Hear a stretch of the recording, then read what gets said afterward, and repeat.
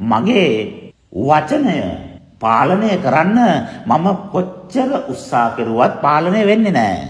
ඇයි ඒ ආයතනයේ තියෙන ප්‍රශ්නයක් ඒක. මම වචනය පාලනය කරන්න නෙමෙයි උත්සාහ කරන්න ඕනේ, නිවැරදි කරන්න. සම්මා වාචා කියන එකෙන් අදහස් කරන්නේ වචනය පාලනය කිරීමක් නෙමෙයි, වචනය නිවැරදි කිරීමක්. කතා කරන්න එපා කිව්වේ නෑ, හරියට කතා කරන්න. නිවනට ගැළපෙන දේ කතා කරන්න, අනවශ්‍ය දේවලින් නිවැරදි වෙන්න.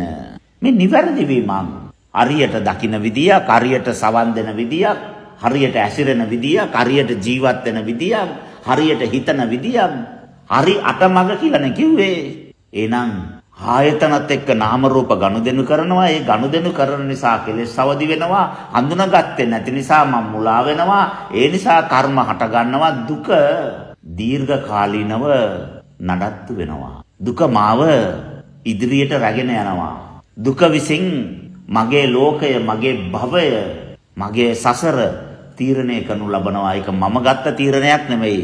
මගේ මුලාව නිසා අටගත්ත දෝෂයක්. වස්තුවක්, භෞතිකයක් දකින්න අපට තානමක් නැහැ. ඒ දකින්නකොට අවදි වෙන ලෝභය නොදකපු එක අපේ වරදක්. ඒ වරද අපි කළා. ඒ නිසා ලෝභ සාගත, ditthi සම්ප්‍රයුක්ත, සසංකාරික, අසංකාරික සිත්වලට අපි මුලා වුණා. ඒ ලෝභය නඩත්තු කරන්න ලෝභයේ සරණ ගියා. මසුරුකම නිසා, තණ්හාව නිසා, කෑදරකම නිසා විඳින්න පුළුවන් හැම දුකටම උරුමකම ලැබුණා. ලෝභය හේතු කොටගෙන කුමන දුක් අපට විඳවන්න තියනවාද? හැම එකක්ම උරුමයි අපට.